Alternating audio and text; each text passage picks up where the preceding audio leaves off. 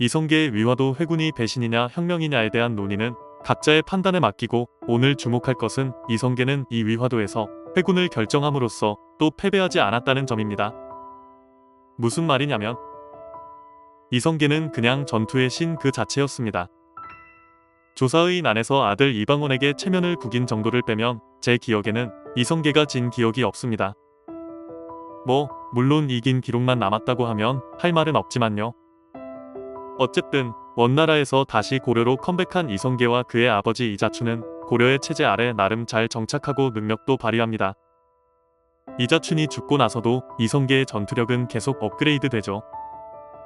홍건적이 원에게 쫓기며 쳐들어와 개성을 함락시킬 때 이성계와 그의 가병 2,000명은 선두로 입성하며 여러 수장의 목을 취하는 맹활약을 펼쳤으며 1362년 원나라의 유명 장수 나하추가 쳐들어왔을 때는 그야말로 날아다녔습니다.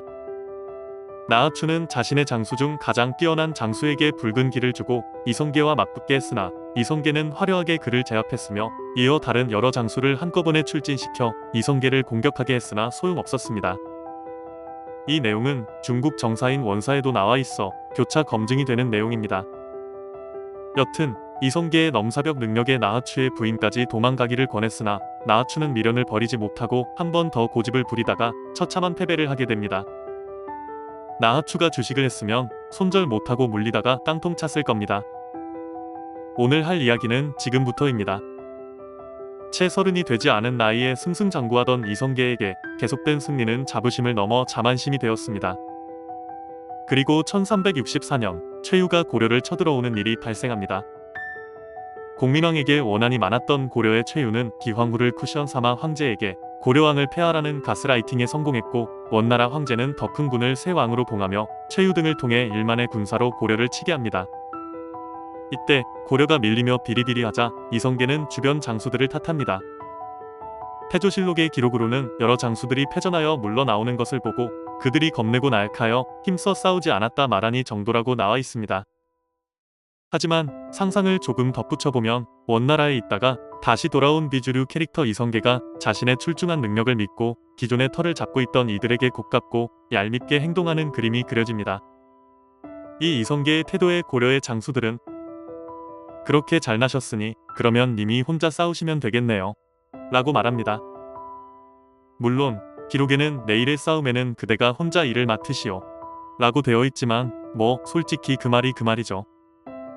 이성계는 이때 여러 장수들이 자기를 꺼려한다는 것을 알고 근심, 당황했으나 어쨌든 전투에 나갑니다.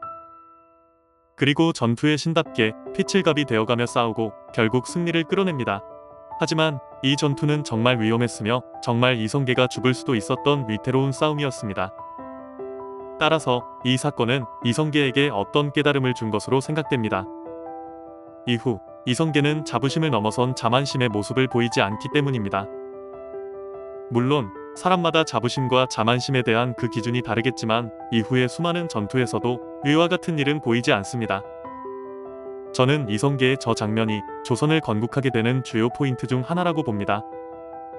외적을 치는 것만큼 내부 또한 선을 지키며 처세를 해야 한다는 것. 이미 실력으로 그 진가를 인정받아왔던 이성계가 군주이자 정치인이 되기 위해 자신에게 무엇이 부족한지를 깨달을 수 있었던 사건인 것입니다. 자신도 부족할 수 있다는 점을 인식하고 내 주변을 적으로 돌리면 안 된다는 점. 현대의 정치에서도 꼭 필요한 부분이라 생각되어 이성계의 이 장면을 소개해보았습니다. 오늘은 여기까지입니다. 구독과 좋아요 부탁드립니다. 감사합니다.